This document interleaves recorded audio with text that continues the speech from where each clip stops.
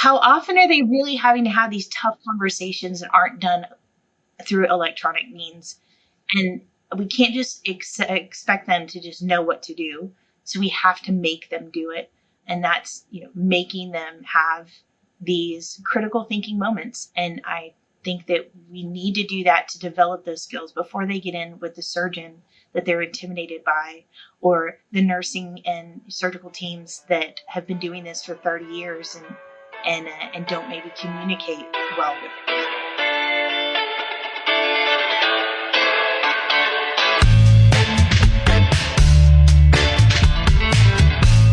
Clock in, scrub up, and join us behind the red line. You're listening to First Case, a perioperative podcast bringing you exciting interviews, engaging discussions, and innovative solutions that are changing the way patients receive surgical care. Each episode, we talk to frontline staff, perioperative leadership, and nursing entrepreneurs from across the country as they share their stories, experience, and expertise on the industry we love. From the back table to the boardroom, from wheels in to wheels out, we tackle the real-life issues affecting the OR. Whether you're tuning in for surgical service education or inspiration, we're glad you're here. And now it's time to roll back and start the first case. On today's episode, we are kicking off season 10, and this season is dedicated to the topic of advocacy. We are going to be looking at how different people in the perioperative space or in the healthcare space in general are advocating for patient care. They are advocating for our professions as nurses or as surgical techs, and how people are lifting their voices to make things change for the better. Today's very first episode, we're going to be talking with Chris Blevins, the Senior Department Chair of Surgical Technology at South College in Knoxville, Tennessee. And she has so much information for us for how she is advocating for the surgical tech profession. And I've also got some exciting news for you at the end of this podcast. So stay tuned. We'll be right back with Chris Blevins.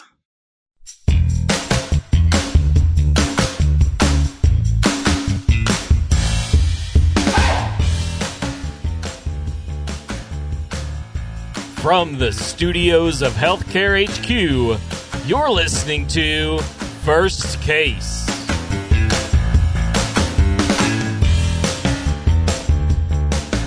Joining us now is Chris Blevins, Senior Department Chair of Surgical Technology at South College in Knoxville, Tennessee. And Chris has actually been a guest on the show before, and I'm kind of noticing a theme because we interviewed you last January also, Chris. And so here we are with 2 episodes releasing back-to-back years in January, but... It's my anniversary. It's your anniversary episode. So it is really good to have you back on the show again. So thank you for joining us. Oh, well, thank you for having me again. Yes. Yeah, I am so excited.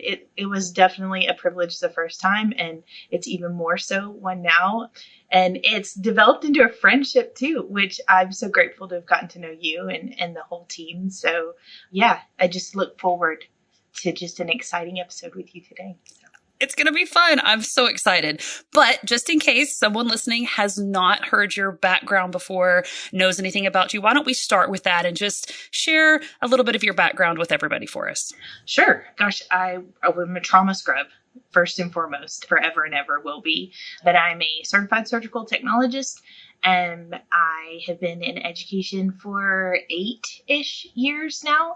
Used to be in Texas at Tarrant County College, and now I am in East Tennessee, but I am over 7 different surgical technology programs. So South College has got campuses all over. So lots of traveling, as I'm sure you understand. Oh, yeah. But yeah, I have a little podcast called The Scrub Life, and do a lot of national work for our professional organization, AST, and am a mama and a general hot mess. No, I'm busy, but filled with lots of joy, and I get to know some pretty amazing people. So it's a good life, good run so far. Oh yeah, definitely. I think we can all understand the feeling of being on the Hot Mess Express several days out of the week, every week. It's just part of our lives, part of our jobs, part of having multiple things going on in our lives. But this season, We're going to be talking about advocacy. The entire season is looking at advocacy through different lenses, through what different people are doing to advocate for their profession or for our profession or for nursing or healthcare or surgical techs in general. And so what better way to start off the season than to talk about all of the work that you are doing in your role as an educator and as someone who's out there raising your voice to let people know about the surgical tech profession and how they can advocate for their patients and how you pull that into their education. So we are going to jump right into all of those things that you are doing, but let's start with your teaching process. What is it that you're really teaching surgical techs about advocacy and about advocating for themselves and their patients when you're teaching them? So, gosh, I'm kind of an out of the box thinker in general, but for me, every single thing that we do in my program relates to the patient, to patient advocacy from day one. So we set that standard around everything, whether they're in lab, whether they're in lecture, whether they're at the clinical site. So for us, it's either right or it's wrong, because in the operating room, it was either the right thing to do or it wasn't. It's either sterile or it's not. We do those things from day one. I make them speak up. We practice those skills, those soft skills, just as much as we practice sterile technique, because I think that is an area where maybe some of our students are lacking. And it doesn't mean they're not capable. It just means that maybe that just hasn't been a priority in their educational journey so far. So we really do make the lab like the OR. So every single thing they do in the lab is exactly like they're going to be able to do it in the operating room. And we make them speak up, because it's not a natural thing for everyone to be able to do, just to randomly speak up in these intense situations. So you have to give them the ability to practice that. How do you do that? Oh my gosh. So there are no mistakes in the lab, unless it is a skill check-off, right? There's always the but, right? Right, but. But in the lab, there are no mistakes. We call them teachable moments. And we have a really competitive program, but once you're in, you're in, and the competition between each other goes away. Now we're a team, and that's how we're going to act in the operating room. So anytime someone says, someone does something, the first thing I instill in my students, and literally we play kindergarten games. So we'll play musical chairs and you have to freeze. The reason we do that, though, is I need them to freeze. So when I say any sound out of me or one of my instructors, so it could be a or a grunt or a wait, you know how that goes. Sometimes you get an actual word out. But any noise like that, I want them to freeze, because that teaches them to stop what they're doing and exactly that same posture. And I say, a teachable moment. And everyone in the room turns and faces wherever I am. And we use that to then critically think through what that error might have been. And then I tell them, thank you. Like, thank you for doing that, because I can't replicate or duplicate every single situation they're going to experience in the operating room. So by, saying thank you, it teaches them it's okay to make mistakes, but we're going to critically think our way through it. It teaches us to communicate, but it also gives them kind of the courage to really dive in and not feel like every single thing they do in the lab is going to be something that will have punitive consequences. That environment, I think, helps develop those skills in the beginning. No, I think so. The safety net of the lab, because you want to have those teachable moments in the lab. I like the idea of a teachable moment better than a happy little accident, because it is a teachable moment. We want to learn from it. But I can envision you like making them freeze with their hands on whatever they were touching or their body in whatever position it was in, because when they stop, you can say, well, this is how you contaminated, or this is what might have been incorrect, because they're frozen in that position. Is that right? Yes. And also in the operating room, sometimes I think, we're taught from a baby, right? Don't touch the stove. You touch it, what happens? Like, our internal reflex is to move, to drop something. Well, in the OR, that can cause more contamination, right? So if I've contaminated my needle and I have it in my hand, like let's say I stuck through a glove, and if I then go, and I drop that onto the Mayo stand, now I've contaminated the entire Mayo stand. And what you have is this domino effect of bad choice after bad choice. Right. So if I instill in them that when in doubt, we just freeze, then we stop, and that gives them a chance for their brain to catch up to their reflexes so that they can think through and not make another mistake. And then I make them talk about it. If all they do is listen to me talk or my instructors talk, then they're not going to find their own voice. And I think that ability is something that we're responsible for as an educator. Absolutely. And that translates too into being able to not only see a mistake that you've made personally that you need to fix, but also when it comes to speaking up in the operating room, if you see something else that isn't right, correct? So correct. We have a culture, especially after 9/11 and, these last 20 years, to see something, say something. Right. And so I think we've got that message down really clear, but I don't think it's enough. Just like in the lab when we're teaching our students a setup, we run through everything. Well, you've seen it. In the operating room, we go really, really fast. And that can be something that is very overwhelming for a scrum in general, God forbid a brand new student. So if we break things down into small bite-sized steps, that is the key, I think, to people actually understanding not just the what, but the why. And I think we have to do the same thing with the term for advocacy. So in the operating room, in the lab, in the classroom, it's breaking it down and having those baby steps so that they learn not just that they have to say something, but how to say it and what to say. Oh, yeah. I think that's really important. That is so important. And you really hit the nail on the head with advocacy in general, because it's not just that we know something needs to be said. Well, how do we say it? Why are we saying it? Why are we lifting our voice in the first place to point out something that needs to change or to make something better? And how do we communicate that issue so that other people understand that it's a problem, right? Well, and we're in a world where everything is texting, right? I think those skill sets that maybe for my generation were really hard to learn, this tactile, hand-eye coordination, because I was not a gamer. Those things our students whip through really quickly, right? But how often are they actually having conversations with people that they don't know? Yeah. Are they texting them and sending emojis and the LOLs and the IYK? I don't even know.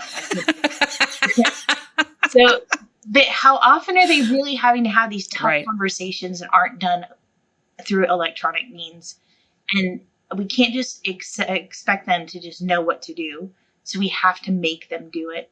And that's, making them have these critical thinking moments. And I think that we need to do that to develop those skills before they get in with the surgeon that they're intimidated by, or the nursing and surgical teams that have been doing this for 30 years and don't maybe communicate well with their student. Yeah. No, definitely. A lot of pressure. Yeah, no, there is absolutely a lot of pressure. Being the new person or being the student that's in the operating room has a whole additional level of stress and fear associated with it when you're the new person and you're surrounded by just this sea of experience with everybody around you who just knows how things just click along, no big deal. And you're still trying to okay, wait, I've put on my gloves. Now what do I do? And so having the space to learn and then being able to have the freedom to have that voice and be able to speak. I think that kind of plays into another thing we wanted to talk about, though, but talking about grit and how you help your students learn about grit. Let's talk about that. Lord, grit. It is, and I don't know. I mean, if somebody can find this answer, that will save a lot of sleepless nights, right? Because I don't know what it is. And I think that our students are not very good at failing or pushing through failing. And learning from that failure. And learning from it, right? Not everything is going to come to you easily. And maybe it's because they do have basically a computer in their hands and the answers to things at the drop of a hat, right? Right. And when you're faced with situations where maybe you aren't the best in the room, maybe you are struggling, maybe you're tired, maybe you failed an exam, just there are so many different times where in our program, and not just mine, gosh, I think anybody that is going through an educational program can understand this, but there are moments where the second they don't do well or it doesn't come easily, they want to quit. And you can't do that. Number one, you're never going to make your life any better. Like, you're never going to get stronger. And number two, if we give them the opportunity to just walk away, that isn't going to do them or their patients any good in the OR. Because as you know, we have really tough situations in the operating room. The patient could not be doing well. The surgeon could be frustrated. And, no one has the answer at that moment. And we're trying to fight through a tough situation. In that moment, you can't just be like, too much. I don't know what to do. I'm going to go home. That's right. called patient abandonment. Exactly. No. It's a really bad day, So you can't do that. You can't walk away from your patient. You can't walk away if a surgeon is upset, and you can't fall apart. Let's say you did have a bad surgery and, maybe you did make a mistake. That next patient deserves 100% of you. 100%. Yeah. 100%. And you have to be able to compartmentalize and get through that next surgery and treat that patient like you would want your family treated. And we have to teach those things. Nobody's mom on an operating table deserves to be the guinea pig while you figure it out. So I agree. There is, I think, that responsibility for educators before our students go to clinical too. Absolutely. I'm just sitting here like cheering you on. Yes, this is so good. Thank you. Yeah. But so that translates then though into specific tools that we can give our students to have in their personal toolbox, so to speak, to be able to do this. So what tools do people need? The first one I think is freeze. I'm when in doubt, freeze. The second one is I tell them use every single moment as a learning moment, and no one wants to be attacked, right? No one wants to be accused, especially not by a student. Mm-hmm. And so I think that teaching them the right tone of voice, to always have an inquisitive voice as opposed to a domineering, wait till I tell so-and-so. Yeah. It doesn't go across the same for sure. No, right. So we teach professionalism to our students. Our students actually have professionalism points every quarter. And it's to teach them those things, how to communicate, how to come in prepared, how to be a good team member, how to communicate professionally. If you see someone contaminate a glove, there is a way. You can't just say, well, Susie Q, you just brushed your glove up against whatever. That might not come across well. But if I say, Miss Susie, I think your glove may have brushed up against an IV pole. There's a way to say that where you are, you are still in your place, but you're still speaking up, because unfortunately in the operating room, I think we eat our young. Yeah, absolutely.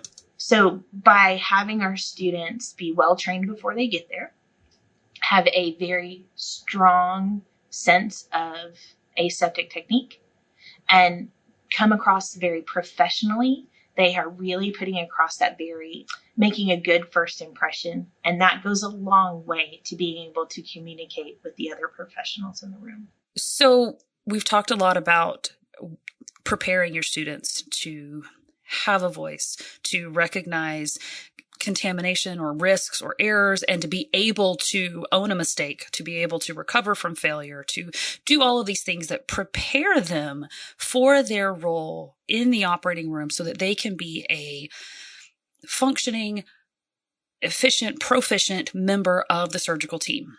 But let's talk about the elephant in the room when it comes to our surgical techs in our operating rooms, who often get into the OR and find that they are at the bottom of the pecking order, or they are feeling like they are being treated as a lesser, quote unquote, member of the team, even though they're not. They are 100% an equal part of the surgical team, but that's not always the perception that they perceive. Or the reality that they experience. So how are you helping your students address that issue? I think there are some definitely things that I do on purpose to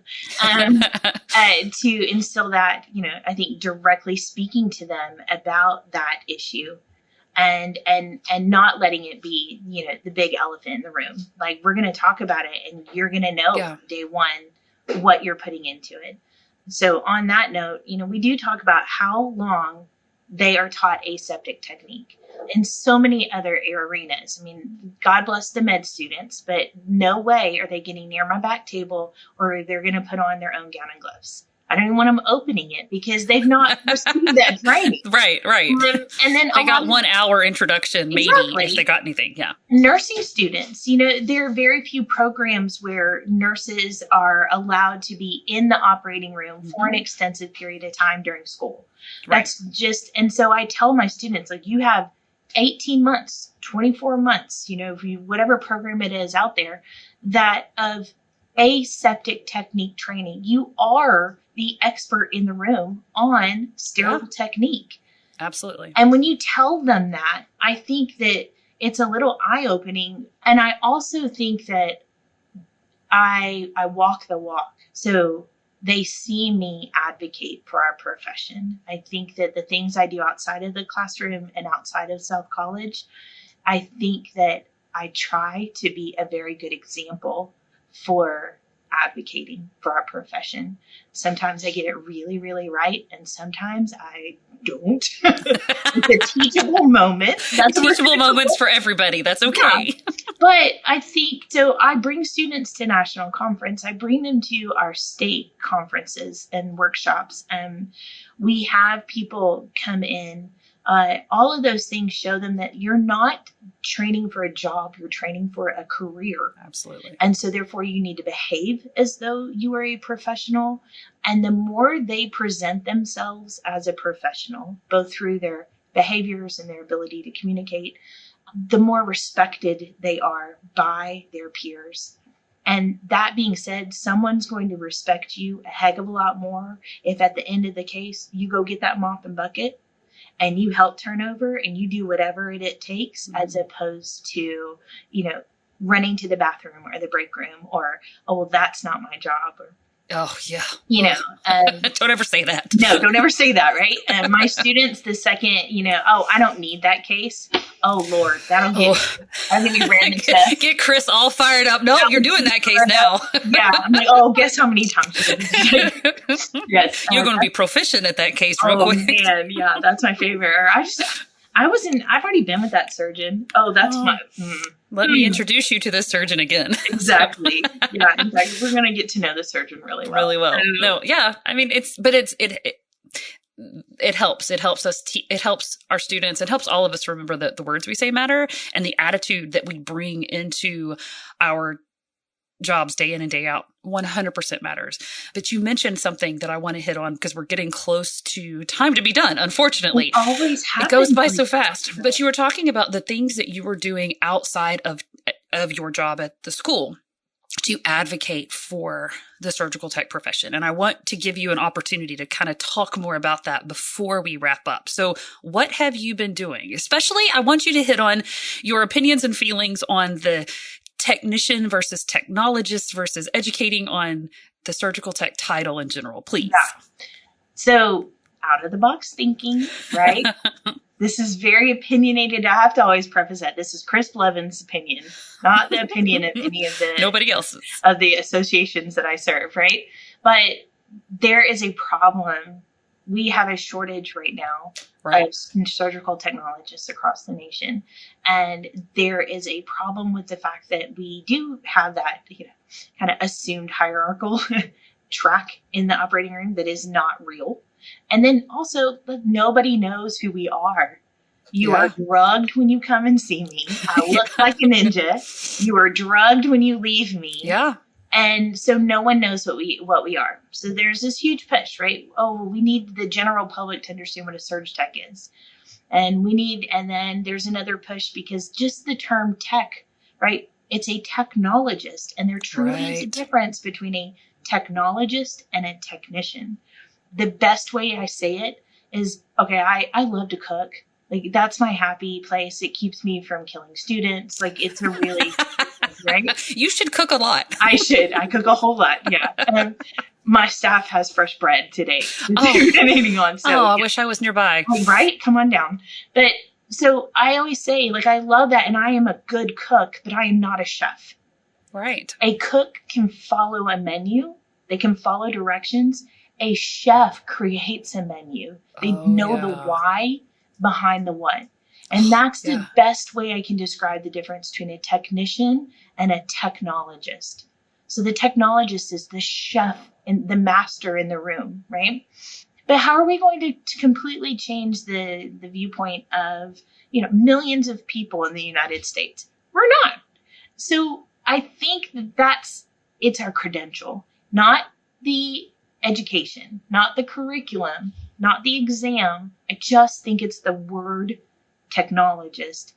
And I think maybe if that trademarked term was somehow adjusted, that plus a huge marketing campaign, maybe some podcasting on what our profession does. Yeah, definitely. Maybe a combination of those things will help the general public understand that we are specialists, that we are experts, that we are not just a tech. And I hate hearing my own colleagues say just a tech.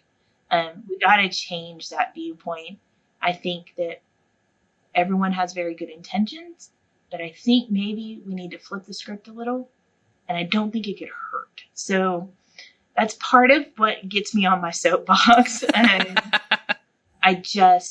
I want our profession to thrive. I don't want my colleagues in the operating room to be on call all the time and to be exhausted or to burn out or, God forbid, be, I think, jaded and make a mistake that could hurt a patient.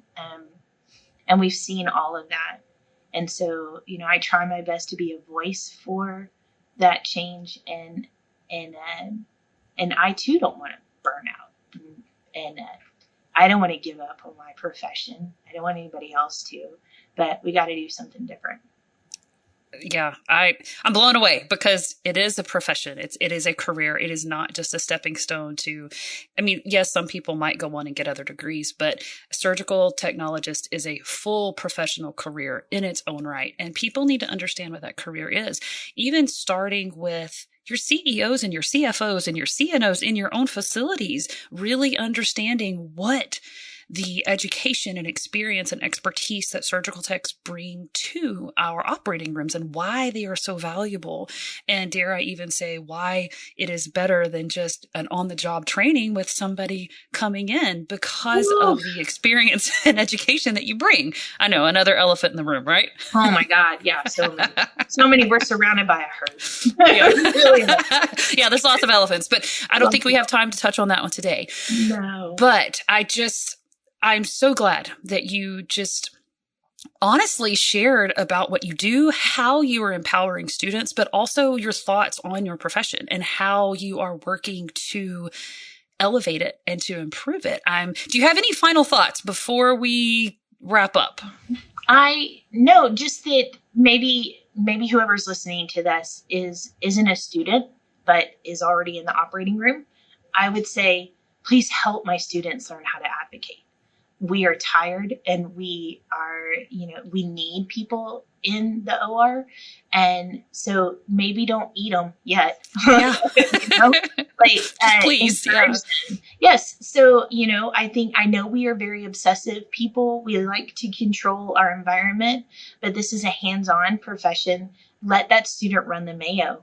Let that student walk through things. Don't just tell them what to do. If they make them ask you questions, challenge my students. Absolutely. It's okay to challenge a student and to put them in an uncomfortable situation because that's when we learn. We never learn when we are thriving and when we're doing everything right. We only learn when we are making mistakes. Obviously, you don't want them to make a mistake that could hurt someone, but we need to learn when we're uncomfortable so that we can grow. So that we don't just need you as a preceptor, but now we can help you as a colleague. And that's what the goal is, but I can't do it alone. We have to have our amazing preceptors and our clinical sites, but that's got to be a learning environment and not something where they either A, are standing in a corner, or B, told what to do every 5 seconds. I want them to learn. Give them that mom look, right? I give it to them all the time. They know they'll be fine. They'll be good. They will do great. Don't leave them high and dry, and don't ignore them, Exactly. and give them that environment to learn where they can succeed. Yeah. Gosh, Chris, this has been fantastic. And it's just the first episode of what is going to be an incredible season on advocacy. And I am so glad that you are the one starting it off. So thank you for being here. This was just great. Well, thank you. And I really look forward to episodes coming up and great things to come. So definitely appreciate you and all of the team over at The First Case. So thank you for doing one about advocacy, not just for our patients, but for us too.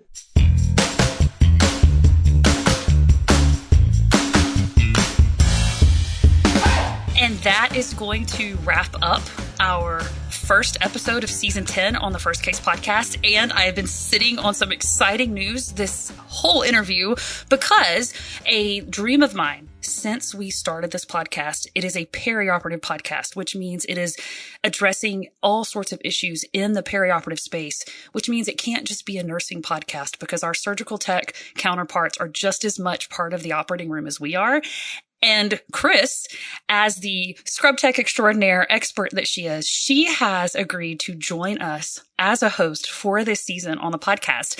And we are going to have the voice of the OR nurse, the voice of the scrub tech together on this podcast to really, really talk about advocacy. And I am so excited, Chris, that you are going to join us. I'm back. I am so stoked. This is going to be amazing. And gosh, the lineup of people that you have for this season and the things that we're going to talk about, how could I not be a part of that? It's going to be wonderful. And I hope everyone listening takes away something amazing, from every episode. Oh, I'm so excited. So stay tuned, buckle up, whatever you need to do, because this is going to be a fantastic season. Stay tuned to learn how you can advocate, how other people in our profession are advocating, and learn what they are doing to better our profession, to better the care for our patients. And from all of us here at First Case, thank you for listening to this week's episode. Thank you for listening to this week's episode of First Case.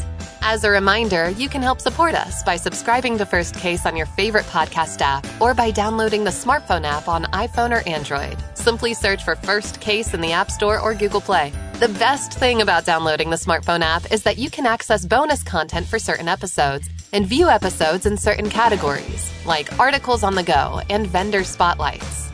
Are you following us on LinkedIn or Facebook yet? If you are and you love an episode or post, then let your social network know about it. Like, comment, or share our posts along with your thoughts and keep the conversation going. If you have any topics or guests that you would like to recommend for a future episode, just send us an email to info@firstcasemedia.com. We look forward to hearing from you.